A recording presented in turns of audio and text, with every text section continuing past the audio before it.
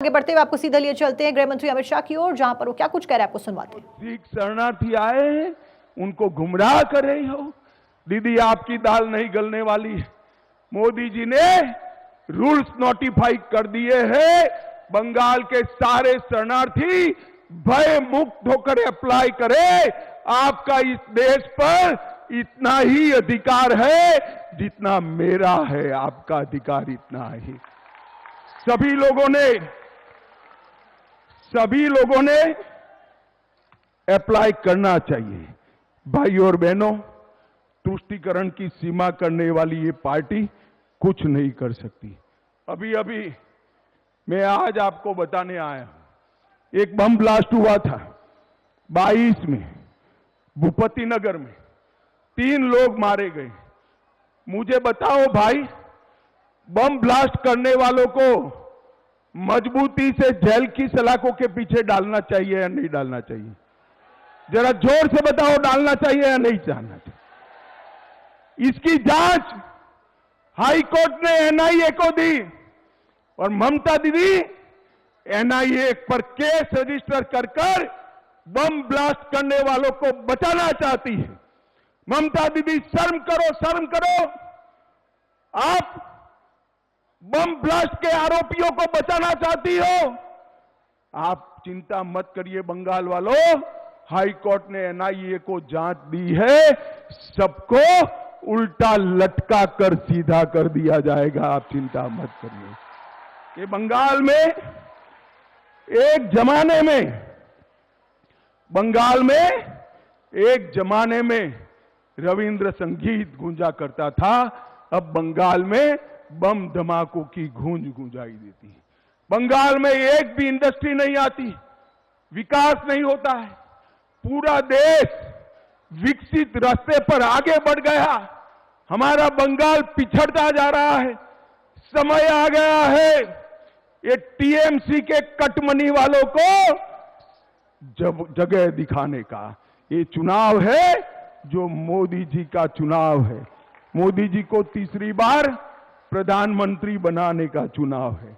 और मित्रों, मैं अंत में इतना कहना चाहता हूं, ममता दीदी आप तो महिला मुख्यमंत्री हो। एक बात मैं आपको पूछना चाहता हूं, संदेश खाली जैसी शर्मनाक घटना में भी आप पॉलिटिक्स कर रही हो। सालों तक आपके नाक के नीचे महिलाओं पर अत्याचार होता रहा। तृणमूल कांग्रेस के गुंडे अत्याचार करते रहे। जब इसको पकड़ने गए, ईडी पर पथराव किया। जब हाई कोर्ट ने कहा तब सरेंडर किया। मैं आज ममता दीदी को पूछना चाहता हूं, कुछ तुष्टीकरण कर वोट लेने के लिए संदेश खाली के गुनहगारों को लिए आप बचा रही हो, मगर पूरे बंगाल की माताएं बहनें ये देख रही है, जान गई है कि आप संदेश खाली के गुनहगारों के साथ। माताओं बहनों, मुझे बताओ, संदेश खाली के गुनहगारों को जो बचाते हैं, इनको कभी वोट देना चाहिए क्या? जोर से बोलो, देना चाहिए? कौन बचा रहा है संदेश खाली के गुनहगारों को? जोर से बोलो, कौन बचा रहा है? तृणमूल कांग्रेस को जिताने का मतलब है संदेश खाली की तरह अत्याचार करने की छूट देना, और मोदी जी को जिताने का मतलब है सोनार बांग्ला की रचना करना। हमारे सुकांतु मजमूदार जी और खगेन जी, आगे आओ। हमारे सुकांतु मजमूदार जी और खगेन जी दोनों यहां से प्रत्याशी है। मुझे बताइए, प्रचंड बहुमत से इनको जिताएंगे क्या? जोर से बोलो, जिताएंगे?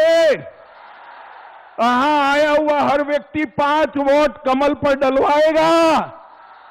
मैं माताओं बहनों को कहने आया हूं, आपका चुनाव है, संदेश खाली वालों को दंड देने का चुनाव है। आप कमल के निशान पर बटन दबाएंगे क्या? बटन तो जरूर दबाना, मगर इतने जोर से, गुस्से से दबाना कि बटन बेलूर घाट में दबे और करंट कलकत्ते में ममता दीदी को लगे। आप जिताएंगे क्या? 26 तारीख को भारी मतदान करेंगे क्या? कमल के निशान पर बटन दबाएंगे? मोदी जी को तीसरी बार प्रधानमंत्री बनाएंगे? 400 पार कराएंगे? तो मेरे साथ दोनों हाथ उठाइए, विजय के विश्वास की मुट्ठी भींचिए और प्रचंड आवाज से बोलिए, भारत माता की, भारत माता की, वंदे वंदे, जय श्री राम, जय जय श्री राम।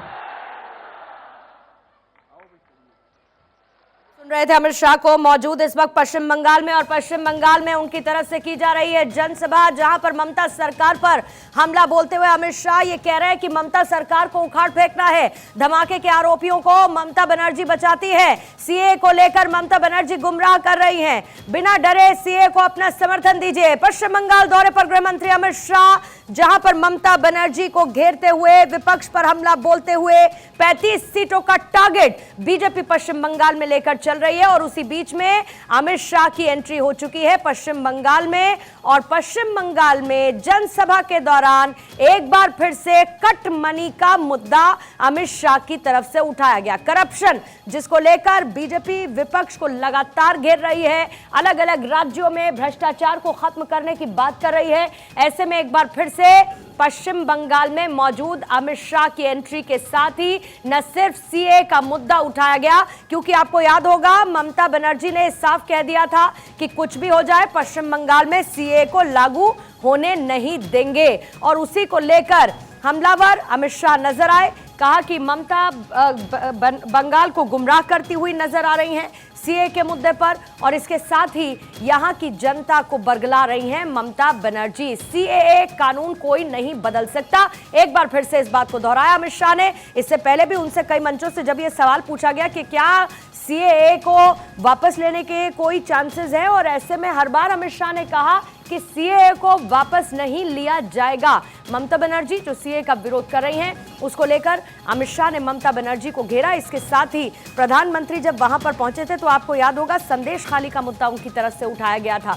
कुल मिलाकर law and order situation, CAA को लेकर जिस तरीके से ममता बनर्जी एडमेंट नजर आ रही हैं, उसको लेकर भी अमित शाह ने घेरा बंगाल की मुख्यमंत्री ममता बनर्जी को।